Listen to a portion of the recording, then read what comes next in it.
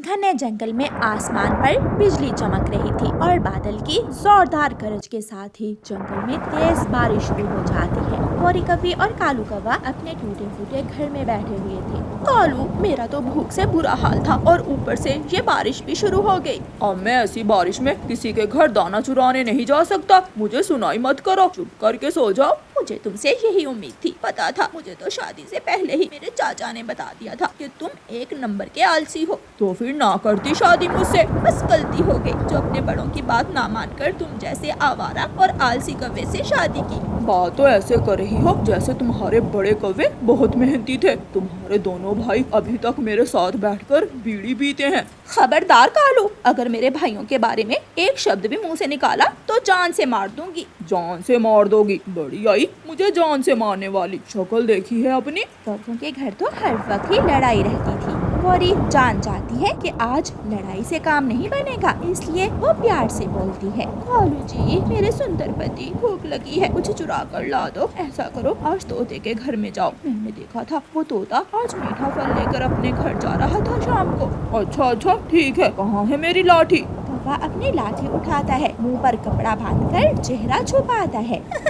कालू जी, एक बात तो है, तुम पक्के डाकू लग रहे हो। ये सुनकर कालू कौवा थोड़ा फूल जाता है और अपने घर से निकलता है। कौवा सीधा तोते के घर की तरफ जाता है। कौवा बारिश में पूरी तरह भीग चुका था। तोते के घर की खिड़की टूटी हुई थी। कौवा आसानी से तोते के घर में घुस जाता है। तोता बेचारा मीठी नींद सोया हुआ था। कौवा आहिस्ता आहिस्ता से तोते के पास जाकर देखता है और सीधा रसोई में जाकर तोते का मीठा फल उठा लेता है। पास पड़ा कांच का गिलास कौवे का पंख तोड़कर गिर जाता है। कौन है रसोई में? कौवा पलटकर तोते की तरफ देखता है और खिड़की के रास्ते भाग जाता है। तोता भी घर से निकलता है, लेकिन कौवा गायब हो गया था। भाग गया, काला काला पक्षी था, ऐसे लग रहा था जैसे कौवा हो। तोता रसोई में जाकर देखता है और रोने लग जाता है। मेरा मीठा फल चुरा कर ले गया। कालू, क्या हुआ? इतने घबराए हुए क्यों हो? वो बड़ी चोंच वाला जाग गया था, शोर मचाने ही वाला था कि मैं भाग आया। क्या खाने को कुछ लाए हो? लाया हूँ। भागते भागते मैंने मीठा फल तो चुरा ही लिया था। गौरी कवि खुश हो जाती है और दोनों कौवे मिल बांटकर मीठा फल खा लेते हैं और सो जाते हैं।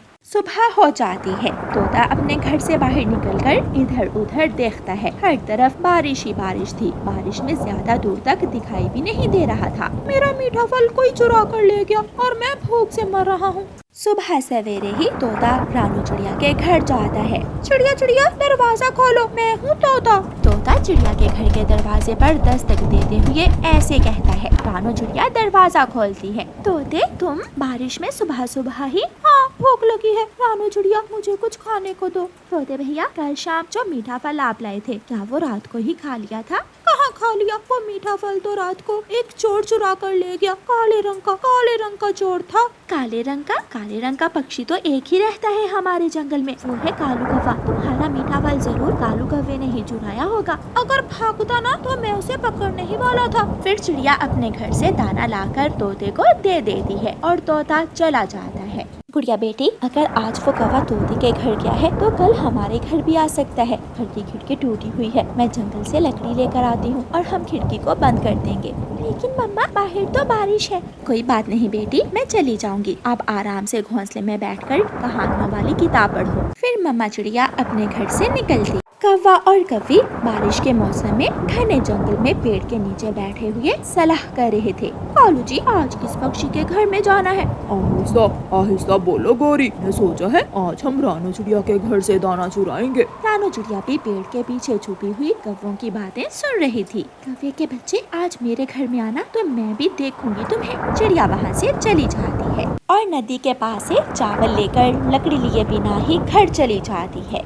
मम्मा, आप तो लकड़ी लेने गई थी और चावल लेकर आ गई। हाँ बेटी, आज हमने चोर को पकड़ना है। चोर को? वो कौन है चोर? आज रात कालू कौवा हमारे घर चोरी करने आएगा और उसे अच्छी तरह सबक सिखाना है, हम सब ने मिलकर। रानू चिड़िया तोते और कबूतर के पास जाती है और उन दोनों को सारी बात बताती है। हम सब छुप कर बैठ जाएंगे और उस कौवे को रंगों हाथों ही पकड़ेंगे आज। मैं तो उसके पेड़ से अपना मीठा फल निकालूंगा। रात हो जाती है। तोता और कबूतर भी रानो चिड़िया के घर में चले जाते हैं। चिड़िया चूल्हे में आग जलाती है। आप दोनों अलमारी के पीछे छुप जाना और जैसे ही वो कौवा आएगा मैं चूल्हे से जलती हुई लकड़ी निकाल कर उसकी पूंछ पर लगा दूंगी। ये सुनकर गुड़िया हंसने लग जाती है। आज चलेगी कौवे अंकल की पूंछ। चोर एक न एक दिन तो पकड़ा ही जाता है। गौरी, दरवाजा खुला ही रखना, कभी कभी मुझे भागकर सीधा घर आना पड़ता है। मैं इंतजार करूंगी अपने बहादुर चोर कालू कौवे पति जी का। कौवा अपना चेहरा ढांप कर घर से निकलता है। चिड़िया के घर की खिड़की के रास्ते कौवा चिड़िया के घर में घुस जाता है। कौवा ये नहीं जानता था कि आज वो पकड़ा जाने वाला है। मामा चिड़िया भी एक आंख खोलकर कौवे को देख लेती है। कौवा जैसे ही दाने की तरफ जाता है, मामा चिड़िया आहिस्ता से उठती है और रसोई से जलती हुई लकड़ी लाकर कौवे की पूंछ पर लगा देती है। कौवा जोर से उछलता है। हाय मर गया, मेरी पूंछ, मेरी पूंछ। तोता और कबूतर भी अलमारी के पीछे से निकलकर आ जाते हैं। कौवा आंखें फाड़ फाड़ कर सबको देख रहा था। मेरी पूंछ जल रही है। पूंछ ही नहीं जलेगी, तुम आज पिटोगे भी। फिर चिड़िया, कबूतर और तोता सब मिलकर कौवे की खूब धुलाई करते हैं। किसी न किसी तरह कौवा जान बचाकर वहाँ से भाग ही जाता है। कालू, कालू जी, तुम्हारी पूंछ कहाँ गई है? जला दी, जालिमों ने बहुत मारा और पूंछ भी जला दी। क्या मेरे लिए दाना लाए हो? ये सुनकर कौवा गुस्से से आग भगोला हो जाता है। मिर्ची लगाकर मुझे ही खा जाओ, मैं मर रहा हूँ और तुम दाना मांग रही हो। बिल्ली हंसने लगती है क्योंकि ये तो कौवों का रोज का काम था। बरेली के गांव में रानो चिड़िया अपनी मां के साथ रहती थी। रानो के पिता की मौत ज्यादा शराब पीने के कारण कुछ साल पहले हो गई थी। अपने पति के जाने के बाद रानो की मां ही अपनी बेटी रानो का ध्यान रखती थी। वो अपने खेत में थोड़ी बहुत सब्जियों की खेती करके उन्हें ठेले में ले जाकर जंगल जंगल बेचा करती थी, जिससे उनके घर का गुजारा चलता था। कभी कभार रानो भी अपनी मां की सब्जियां बेचने में मदद करती थी। आइए, ये हरी सब्जियां ले जाइए, दूर भगाए सभी बीमारी ऐसी है, यह सब्जियां हमारी। अरे वाह, तुम्हारी सब्जियां तो बहुत ही हरी भरी और ताजा है भाई। अच्छा, ये टमाटर कैसे दिए हैं? बंटी भैया, सभी सब्जियां सिर्फ 40 रुपए किलो हैं। आपको जो चाहिए ले जाइए। अच्छा, तो ये पालक 1 किलो और कद्दू आधा किलो, और हाँ, ये कटहल भी 1 किलो कर दो। जी भाई साहब, अभी बांध देती हूँ। रानो की माँ अपनी बेटी रानो को सरकारी स्कूल में पढ़ने डाल देती है और खुद सारा दिन धूप में गली गली जाकर सब्जियां बेचती, जिससे वह घर खर्च चलाती। साथ ही रानो की पढ़ाई और कुछ पैसे रानो की शादी के लिए भी निकाल कर रख लेती। आ गई माँ, चलो आप हाथ मुंह धो लो, मैं तुम्हारे लिए खाना लगा देती हूँ। ठीक है बेटिया, तूने खा लिया क्या खाना? नहीं माँ, मैं तो तुम्हारे आने की ही राह देख रही थी। मेरी माँ सारा दिन मेहनत करती है, बहुत थक जाती होंगी ना। मेहनत नहीं करूंगी तो अपनी बिटिया की शादी के लिए पैसे इकट्ठा कैसे करूंगी? ऐसे ही कुछ साल बीत जाते हैं और रानो अपनी पढ़ाई पूरी कर लेती है। एक रोज वो अपनी माँ के साथ गांव के सरपंच की बेटी हरी तोती की शादी में जाती है, जहाँ उसका शादी का लहंगा देखकर रानो हैरान रह जाती है। वाह हरी तोती, तेरा लहंगा तो कितना खूबसूरत है। खूबसूरत तो होगा ही, इतना महंगा जो है, पर तू ऐसे लहंगे की सपने देखना छोड़ दे। तुम गरीबों के बस की बात नहीं है इतना महंगा ब्राइडल लहंगा खरीदना। तू तो अपनी माँ को बोलकर उनकी साड़ी का ही लहंगा बनवा ले अपनी शादी के लिए। हरी तोती की यह बात सुनकर रानो बहुत दुखी होती है। परेशान मत हो मेरी बच्ची, तेरी माँ से जितना हो सकेगा वो तेरे लिए जरूर करेगी। उसी शादी में हरी तोती की मौसी लाडो अपने बेटे के साथ आई हुई होती है। रानो पर जैसे ही उसकी मौसी की नजर जाती है, वो उसे देखते ही रहती है। अरे ये चिड़िया कितनी प्यारी है ना, बिल्कुल ऐसी लग रही है जैसे कोई कमल का फूल हो। मुझे तो अपने छोटे बेटे टुन्नू के लिए ये चिड़िया बड़ी पसंद आई है मुझे। हाँ माँ, ये चिड़िया तो बहुत सुंदर लग रही है, मुझे भी पसंद है माँ। मैं तैयार हूँ इससे शादी करने के लिए। टुन्नू को भी रानो चिड़िया पहली नजर में पसंद आ जाती है। शादी के कुछ दिन बाद लाडो चिड़िया अपने बेटे टुन्नू के साथ रानो के घर जाती है और उसकी माँ से उसका हाथ मांगती है।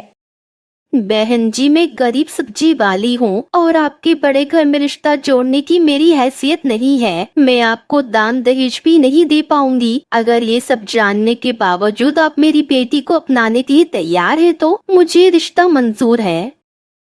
आंटी, रिश्ता हैसियत देखकर नहीं बल्कि दिल देखकर जोड़ा जाता है, और हमें रानो पहली नजर में ही भा गई। और हमारे घर में किसी भी चीज की कमी नहीं है, इसलिए हमें बस रानो के सिवा और कुछ नहीं चाहिए। सही कहा बेटा तुमने, और हमें शादी से कोई दिक्कत नहीं है।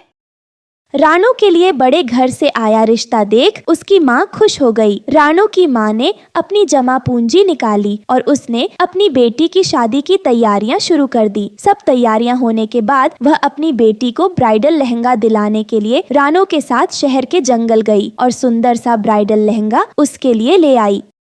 मैं जानती हूँ बेटी, तुझे सरपंच जी की बेटी जैसा ब्राइडल लहंगा लेने का मन था, पर तेरी माँ के पास इतने पैसे नहीं कि तुझे इतना महंगा लहंगा दिला सके। कोई बात नहीं माँ, ये भी मुझे बहुत पसंद है, लेकिन कल क्या होगा ये कोई नहीं जानता था। शादी से ठीक एक दिन पहले रानो चिड़िया का ब्राइडल लहंगा चोरी हो गया और सब लोग बातें बनाने लगे।